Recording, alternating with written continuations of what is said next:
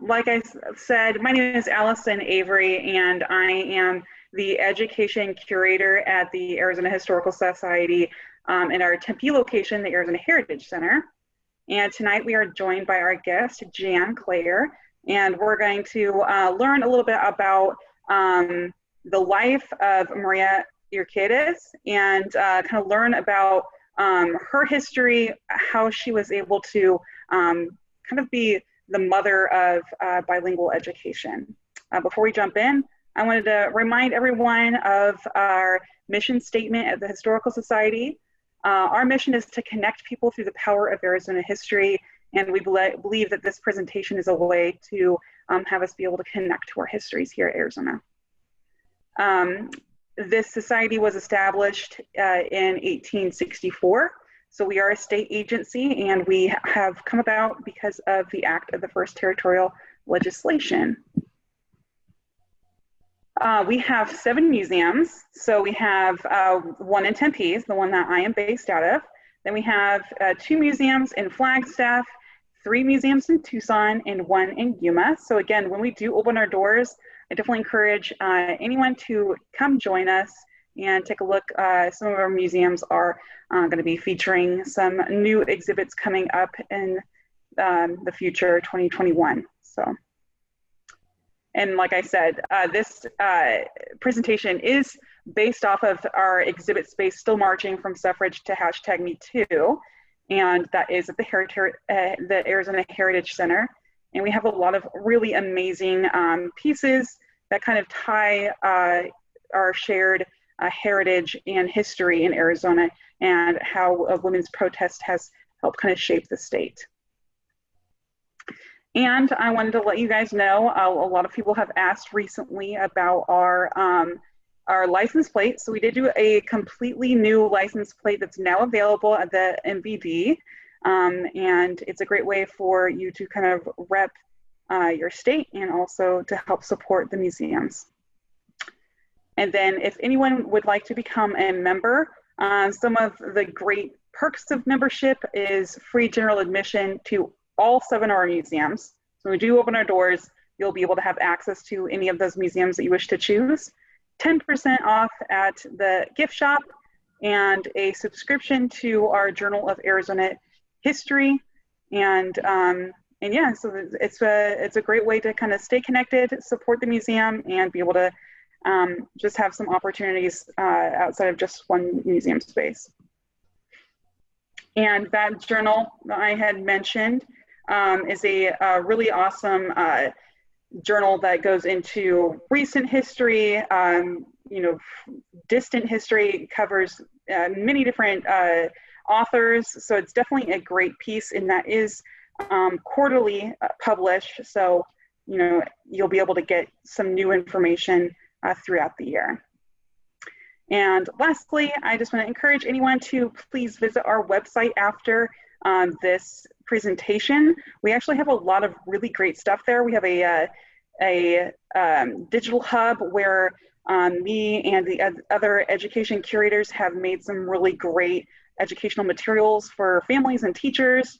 We also have blog posts there, and any of our upcoming events will be featured on our museum website. So please do check that out. And if you do like this presentation, or you feel so inclined to contribute financially, please consider donating, and you can do that through the website. Without further ado, I wanted to go ahead and stop sharing my screen and turn over the mic to Jan. Thank you very much. I can second everything you said about the Historical Society. I don't know what I would do without it. Yeah, it's absolutely amazing. Now let's hope this works this time. You'll have to let me know what you see. How does that look? Perfect. Okay, great. We're off and running. Appreciate you all coming this evening, particularly since we're having our first presidential debate tonight. But I am delighted to speak about Maria Urquides. She was a woman who made a huge difference in the lives of children of all races and ethnicities all across the country. So I am very pleased to present her story. Now, according to Maria, I was born on a cold winter night by the light of an oil lamp. A curandero is in attendance, and my aunt was accompanying my mother at my birth. She said I was born with a strange veil across my face. The curandero said this meant I would be able to tell the future.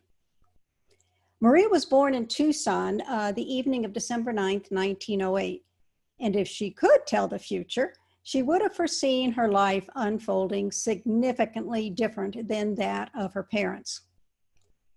Her father never attended school, and her mother did not go beyond the 3rd grade. But their youngest child thrived in school, even though education of Mexican children at the time was far from perfect. Maria's father, Hilario, had been born just outside the old Tucson Presidio wall. And although he never attended school, he was bilingual. He spoke both Spanish and English. Hilario was orphaned at the age of 11, and he went to live with the Robert Lee family, who owned a flour mill at the base of A Mountain down here in Tucson. I'm in Tucson. The flour mill, attracted Apaches who raided it periodically. So every evening, Hilario would run up the mountain to see if he could spot Apaches heading toward the mill. If there was dust on the horizon, everyone was on alert until dawn. If there was no dust, they all slept well that night. Maria's mother, Mariana, was also born in Tucson. She left school in the 3rd grade to help her then widowed mother make tortillas that then mother and daughter would take to Fort Lowell and sell to the soldiers. Both Hilario and Mariana's families had deep roots in Spain. The couple married in 1894, and they had 8 children. 5 of them survived. Maria was the youngest. Now, within the typical Mexican household, Hilario was the one who left home each day to go to work and buy food for the family. Mariana never went to the store. She relied on Hilario to bring home everything, even things like fabrics that she used to sew the family's clothing. She was a beautiful seamstress. Mariana also cooked on a wood stove, and she would make about 5 dozen tortillas every day. Now, each child had their chores to do in the home. Maria's task was to keep all the lamps trimmed, filled, and clean. She and her sister also helped their mother with the laundry, standing behind kettles of boiling water in the backyard. Now, while Mariana oversaw the children's religious training, it was Hilario who encouraged his children to acquire as much education as they could. Maria would say her father's favorite saying was, "Always do more than what is expected of you." Hilario became street commissioner for the city of Tucson, and this was a post that he held for 28 years. Now, the family did live a comfortable life, although by today's standards, they were very poor. But during her early years, Maria never felt disadvantaged. She thrived among a wealth of diverse cultures that lived throughout the community, and she never experienced the sting of racial prejudice until later in her life. She remembered the Totonacan people coming to town with wood, maize, acorns, and tortillas to sell. The Chinese, she said, parked their roving vegetable carts on vacant land her father owned. There was one childhood incident that stood out for Maria. Just across the alley behind their house lived a group of what Maria described as beautiful women. One day, one of the women saw Maria and she shouted at her. She said, "Hi, honey, come on over." "So I got acquainted with the girls," Maria said. "I was running errands for them, getting good tips. Plus, every time she was sent to the grocer, he always had a little extra candy for her." One of the women invited Maria in to have strawberries with her. "That's the first time I ever had strawberries and cream with pink sugar," Maria said. But one day, Maria discovered one of the women hanging from a beam just inside the house. And it was then she realized that the buildings behind her home were part of the red light district. And as soon as her father found out about his daughter's entrepreneurial enterprise, the family moved. Now, when Maria started school, she, of course, only spoke Spanish. And at the time, children could only speak English in the classroom as well as on the playground. Maria and other Mexican children were often punished if they spoke their native tongue. In fact, students were not allowed to advance from the first grade until they had mastered the English language. So many of these children spent 2 and 3 in the first grade. Of course, it was difficult for children to adapt to this language because, of course, Spanish was spoken in their homes and instruction was very sparse. They were expected to pick it up on their own. Back in 1893, the Arizona Territorial Legislature had recommended that teachers instruct students using the Spanish language, but that idea was quickly dismissed. By 1899, a law was passed that only English be taught in Arizona public schools. This brought about the punishment of Mexican children for speaking their native language, which in turn slowed their educational progress. Maria, however, was an avid student, and she picked up English very quickly. She flourished at her studies, and by the time she was in junior high school, her teachers were encouraging her to go on to college and become a teacher. Now, it was while she was in high school that Maria first felt ostracized because of her race. Maria had been gifted with a beautiful singing voice, and she also enjoyed acting. So she was selected to perform in several high school plays. Now, this was at a time when very few Mexican students were selected for school plays.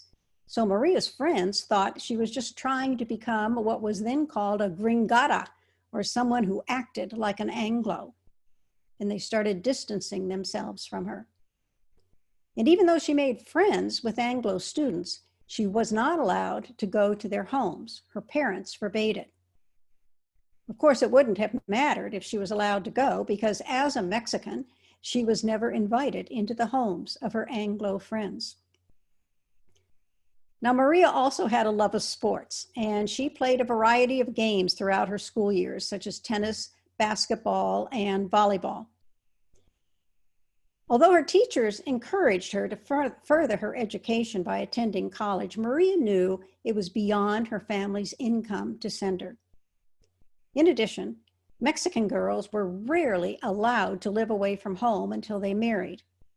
The idea of Maria going to college absolutely horrified her mother, although her father was a staunch believer in his children receiving as much education as possible. Now, at this time, Arizona Teachers College, which of course is now ASU, had a 2-year program, and eventually Maria's father agreed she could go, much against her mother's wishes. Her father insisted, however, that she earn half the money needed for her tuition, room, and board. And she promised to reimburse her father for every cent he paid for her higher education. Maria started at ASU in 1926. To pay her way, she found employment cleaning bathrooms in the dorms until she met a classmate, Sarah, also known as Sally Hayden, whose family had a restaurant in Tempe, and she landed a job singing at La Casa Vieja, owned by the newly elected Arizona Senator Carl Hayden's family. Now, Maria's love of sports also allowed her to assist with teaching tennis while she was at ASU. She graduated as valedictorian of her class in 1928, and she began her teaching career at Tucson's segregated Davis Elementary School, with her classes consisting of mainly Mexican and Yaqui students. Of course, Maria's Hispanic background made her the ideal teacher for Tucson's bilingual schools. Yet having to speak only English in the classroom always troubled Maria. And she once said, "If I ever go to hell, it will be for scolding students for speaking Spanish." One of the first times Maria got in trouble with school administrators, and she disagreed with school officials on many occasions, but this time was when she taught her students to sing 2 Spanish language songs for a spring festival. She was immediately ordered to translate the songs into English before they could be performed. Now, Maria would also visit the homes of her students to better understand their backgrounds. She saw children coming to school when they were sick and when they had no shoes. So she started making food baskets for her students' families and went to local businesses asking for donations to buy clothing for them. She became an integral part of these children's lives. As one former student said, she was the strongest encouragement I ever had to get ahead in life. Her close contact with our family gave us encouragement to continue. She convinced my mother to keep us in school at all costs. Now, Davis School received very little money for improvements. So when Maria decided the gray and brown walls in her classroom were too depressing and asked if they could be painted, no one was interested in providing the funds to buy the paint. So Maria bought the paint herself with her own money, and with the help of some of her students, the walls received a nice coat of light green paint. Now, she also wanted to plant shade trees for the barren playground. This time, the children sold hot dogs and buns that the Swift Company donated for them to raise funds for the trees. During the summer break, Maria asked the custodians to water the new trees. But when she returned in the fall, the trees were all dead. The custodians told her they had received orders not to waste money keeping the trees alive. Maria's father died 6 months after she graduated from college. She became head of the household at the age of 20. Now, Hilario received a very nice obituary in the newspaper lauding his years of service to the community. And the article mentioned that Hilario was of Spanish ancestry, as was Maria's mother. All of Maria's grandparents had been born in Spain. Well, shortly after Hilario's obituary appeared in the paper, Maria received a phone call from someone at ASU asking why she had never mentioned she was of Spanish descent instead of Mexican. Asking what difference it would have made, Maria was told, it would have made things easier. Meaning, of course, Maria would probably have been able to get a better job than scrubbing toilets. Maria taught at Davis School for 20 years. And among the subjects she taught were music and art, ancient history, woodworking, as well as physical education. She had quite a diverse agenda there. During this time, Maria was also involved with a lot of neighborhood, city, and county activities, along with civic organizations. She was instrumental in establishing Tucson's Owlry Park, which is located in Tucson's historic Barrio Anita neighborhood. The park is on land that once housed the town's horse-drawn vehicles. In fact, Maria's father had kept the city's vehicles on this property. In more recent times, the property had housed a motel that was now dilapidated and in disrepair. Plus, the surrounding land was filled with junk and debris from years of neglect. So along with a couple of neighborhood women, Maria talked the city fathers into turning the property into a recreational center. Once the town accepted the idea, the women set about making the buildings and land usable. Oh, how we scrubbed, Maria said. You can't imagine the trash and refuge which had accumulated, and I don't think the place had ever been cleaned. We begged, borrowed, and wheedled all the merchants in town into helping us by donating paint, material for curtains, and that sort of thing. And the first thing we knew, the recreational center was a reality. Well, I think Maria made it sound a lot easier than it actually was. This trio of women also formed Club Adelante for Mexican-American women interested in social and civic growth, mothers who wanted to improve the health and well-being of their families. Now, along with other improvements at the park, the women built a library. They cleared a baseball field and eventually added an auditorium and a swimming pool built with Works Progress Administration funds. Although Maria was disappointed, when the pool was only open to Black children the day before it was cleaned. By this time, Maria was also working with the YWCA to initiate programs for children. She served on the board of the Y for 6 years. In 1948, Maria was transferred to Tucson's predominantly Anglo Sam Hughes Elementary School. The differences that existed between Davis School and Sam Hughes struck her as absurd. Why should Davis students play on a barren, dirt-strewn playground, while Hughes children enjoyed lush green grass and playground equipment? Why did Davis not have a library when there was a perfectly good one at Hughes? Maria argued that students could learn from one another, regardless of their culture or their background, and she began a crusade to introduce bilingual, bicultural teaching programs in schools all across the country, a quest that would become a lifelong endeavor. Now, not all teachers agreed with Maria's concept of bilingual educational programs.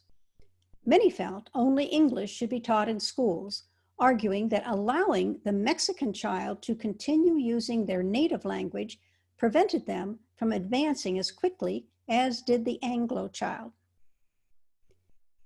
Now, Maria was a very dedicated woman when it came to educating children of all cultures. And this dedication, as I said earlier, often left her crosswise with educators and administrators. This time, however, her persistence paid off as her teaching methods began to spread beyond Tucson's borders. But having only completed 2 years of college, Maria knew she was limited in what she could accomplish without higher education. So she went back to school. She received her bachelor's degree in education from the University of Arizona in 1946 and her master's in 1956. During this time, in 1950, President Harry S. Truman recognized Maria's dedication to students of all backgrounds, and he appointed her to the White House Conference on Children and Youth. Now, one of the main reasons Maria also decided to go back to school was because she had been asked to teach at Tucson's new Pueblo High School that opened in 1955. Pueblo High School consisted of a predominantly Mexican-American student body, and Maria was hired to teach English to Mexican-speaking students. I went to Pueblo because I believed in the philosophy the new school had adopted, she said. That is, that each child, regardless of race or ethnic background, would be given an opportunity to lead. Now, once at Pueblo, Maria discovered that her Mexican students could neither read nor write their native language and knew very little about their heritage. It really bothered me at Pueblo, she said, to hear the students constantly prostituting their names by anglicizing them so the Anglo teachers could pronounce them more readily, she said. She began working with the students to correct the teachers if they mispronounced their Mexican names. And while teaching at Pueblo, Maria and several of her colleagues came up with a program to teach a Spanish honors class to Spanish-speaking students. The children began to flourish. They were holding their heads high, Maria said. They knew for once in their lives who they were, and they were very happy with their language. Grades improved across the curriculum. Of course, Mexican children were just one group that concerned Maria. Now, she'd been involved with the National Education Association for many years, but when she became president of the association and attended meetings in Washington, D.C., she realized that all the Black delegates sat on one side of the room, while all the white delegates sat on the other. So within a short time, through Maria's intervention, the NEA was desegregated. Maria was again in the national spotlight when in 1960, President Dwight Eisenhower reappointed her to the White House Conference on Children and Youth. With the support of the NEA and with Maria as chair, a group of Tucson teachers were given the green light to initiate a project that was christened the NEA Tucson Survey.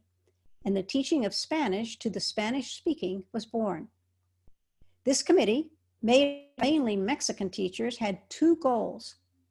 The first was to help the Mexican child adjust to the Anglo culture, and the second was to develop pride in their Mexican culture. Maria and the other teachers surveyed school districts across 5 southwestern states. The report of their findings, titled "The Invisible Minority," was published by the NEA in 1966. Maria was also an integral part of the symposium on bilingual education that was held in Tucson that same year.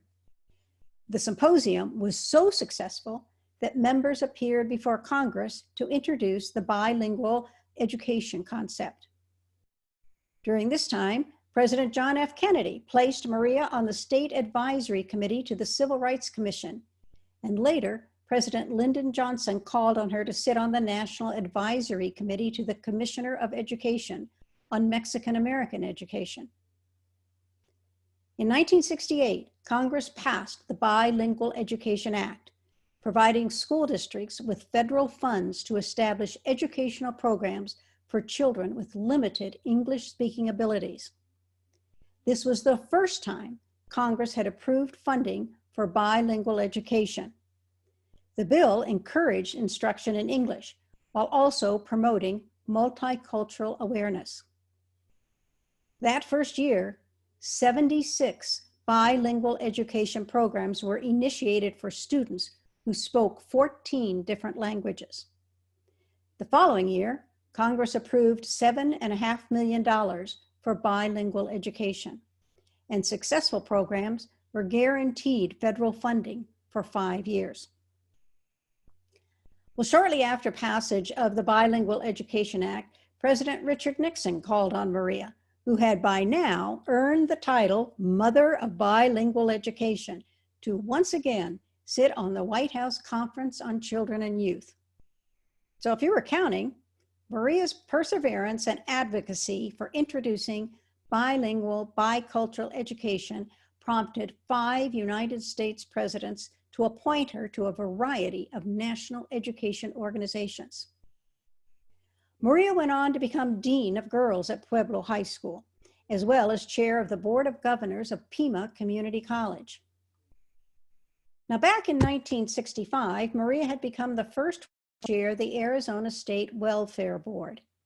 In fact, she was the only woman on the board. She participated in and led numerous organizations, such as the Tucson League of Mexican American Women, the Tucson Education Association, the Arizona Congress of Parents and Teachers, the National Association for the Advancement of Colored People, the National Council of Christians and Jews, and the American Red Cross. She also served on the Pima County Association for Juveniles, where she was instrumental in obtaining a separate holding area for detained children instead of having them incarcerated with adult inmates in the county jail. She was named Woman of the Year by the League of Mexican American Women, and a scholarship was established in her name at the University of Arizona by the Mexican American Student Association. She received the Relations Award from the National Education Association in 1968 and the Distinguished Service Award in 1970.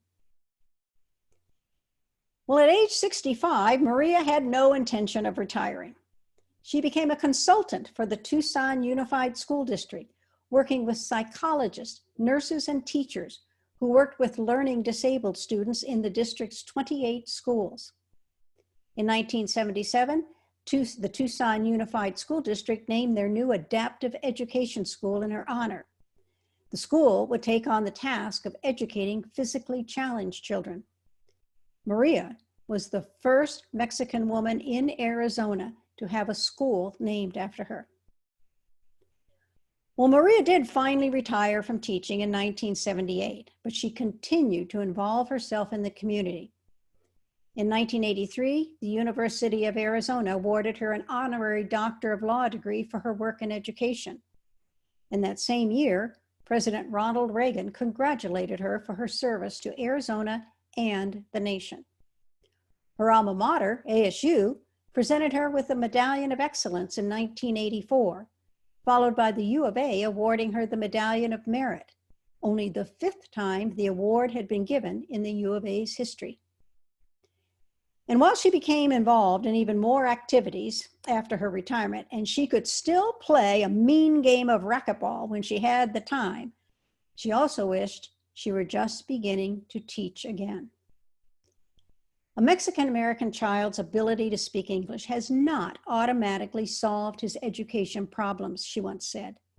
And helping does not mean changing the basic individuality, but adding to it the knowledge and skills they will need to live their individual lives with others who are culturally different from them.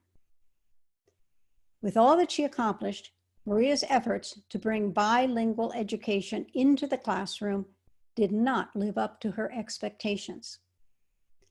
Bilingual education is not what I hoped it would be, she said, because we didn't teach the monolingual child, the Anglo child, to speak Spanish. Maria received the YWCA Lifetime Achievement Award in 1989 and was honored as a pioneer by the National Association for Bilingual Education in 1990. She was inducted into the Hispanic Hall of Fame as well as the Arizona Women's Hall of Fame. Maria died June 16th, 1994 at the age of 85, but her contributions to education continue to resonate throughout schools in Arizona as well as across the country. As Arizona Monsignor Thomas Callahan once said, Maria's ceaseless devotion to improving the lot of all children has made a lasting impact on the lives of thousands of young people. Her belief in the ultimate good of people helped her build a bridge between people of all races. If not for Maria's advocacy, tenaciousness, persistence, and kind-heartedness, many Mexican children would have been left behind to struggle on their own, trying to communicate in predominantly Anglo communities. So Maria represents many more teachers who have gone beyond the schoolroom to educate and support students from all walks of life. So I hope by bringing her history and accomplishments to the forefront, many other teachers will be recognized for their exceptional deeds of kindness and fortitude. Thank you all very much. We'll be happy to open it up for questions or comments, anything that you may have. So I'm going to go ahead and bring one of the questions from the chat. So this question says, clearly Maria had a big impact on education in the Southwest and in the nation. So why don't we remember her? Very good question. That's what we're trying to do. We're trying to bring her to the forefront. There's really no reason why we don't know about her more. She was just an absolutely amazing woman. So hopefully programs like this will recognize a lot more of these teachers that really did make a difference to these students. Yeah, I absolutely agree. We have another question that just came in. It said, did Maria's mother eventually get on board with her professional aspirations and work outside of the home? Yes and no. From what I know, she was very happy to have Maria back home after her 2 years in school. And I think she learned to accept her exceptional daughter very, very much. But, Mariana was from the old school, and I'm sure a lot of our mothers were the same way. So she accepted that Maria was an exceptional individual, I do believe. I have a question for you. So near the end, Maria's statement was that she didn't believe that bilingual education was successful because Anglo students did not learn Spanish. Has there been efforts to kind of see her dream fulfilled with bilingual education, being truly bilingual education and having us learn Spanish in the same degree? I think it's waxed and waned through the years in that respect. I'm hoping we will become a little more proficient in all the languages. We are a country that knows very few languages when you look at the rest of the world, and it's going to put us at a disadvantage. But particularly here in Arizona, I think it's imperative that these children learn Spanish. Yeah, I agree. I have another quick question. It says, is there a school in, what is the school in Tucson that's named after Maria? Right now it's called, I don't have my notes in front of me, but it's, I don't know that it still goes by her name. I think it still goes by at least her last name of Urquides. But it's a school for physically challenged children. Another question I have in the chat is, how do you think Maria would have felt about the challenges to ethnic studies? I think she would have embraced it. I think she really would have. Yeah, I think it's just another piece of the puzzle. She saw the world whole and not these different ethnicities. And I think she would have been delighted. Yeah. All right. Any other questions in the chat? Feel free to jump in. Oh, we got another one. What do you think drove Maria to do such extraordinary things? Oh, I think she was a very bright student. She had a wonderful family life. I think that helped a lot. She was encouraged. Her father totally encouraged all his children to do the best they could. I believe Maria was, and maybe, I can't remember if her sister, but one of the other ones also furthered their education, but I don't think the other children did. But I think she was just driven. She had an amazing curiosity about life, as you saw from her acquaintance with the ladies down in the alley. But she really did have a curiosity about life, and I think that made a big difference to her. I'm sorry, you broke up. Go ahead and say that lane you said last. We broke up for a second. Oh, okay. Yeah, no, I think she had such a quest, just a thirst for knowledge, and people. She was definitely a people person, and so I think that made a big difference in her moving forward with her life. She was not going to just sit back and let the world revolve around her. She wanted, not so much that she wanted to make a difference, she was so devoted to her students and children that she was just determined that she was going to do the best she could for them. That's awesome. I have another question that just came in. What specific current challenges do we currently face that keep us from living up to her expectations for bilingual education? So being able to see students that are native English speakers being able to learn either Spanish or another language. What kind of challenges are we facing? Well, even though I think the language is still required to get into college, but I don't think it's encouraged in the elementary schools. If you start children kindergarten, first grade with learning a new language, they're just little sponges and they are just going to absorb it. But we don't do that. We make them wait. And I shouldn't say that. They wait until high school before they pick up a language. And I think that is one of the big detriments right now. I think we need to start teaching languages early on, no question about it. And there are some schools that do. I'm not saying they all don't, but for the most part, they don't.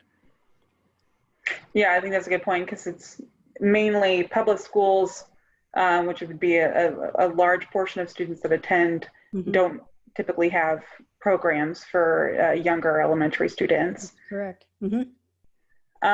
So any other questions, please go ahead and drop in the chat. We've had some really great questions. I do appreciate everyone kind of jumping in. Yes. All right. Well, if we don't have any other questions, I just want to go ahead and say thank you guys for coming and joining us. I wanted to mention a huge shout out, thank you for coming. This being a night that's already, I'm sure many people are very busy tonight with it being the presidential debate. So I I will allow you guys to go on to continue to watch that. But you know, if there's any, if you know of anyone that wanted to attend tonight, this will be a recorded program. So please feel free to jump on our YouTube channel and watch the recorded session. But aside from that, I want to thank you, Jan. Thank you so much for joining us. Your presentation was lovely, and I learned quite a lot. Good, good. I love that. Well, thank you again, guys. Thank you so much for jumping in the chat and asking some fantastic questions. And I hope you all have a wonderful Tuesday. Thank you. All right. Take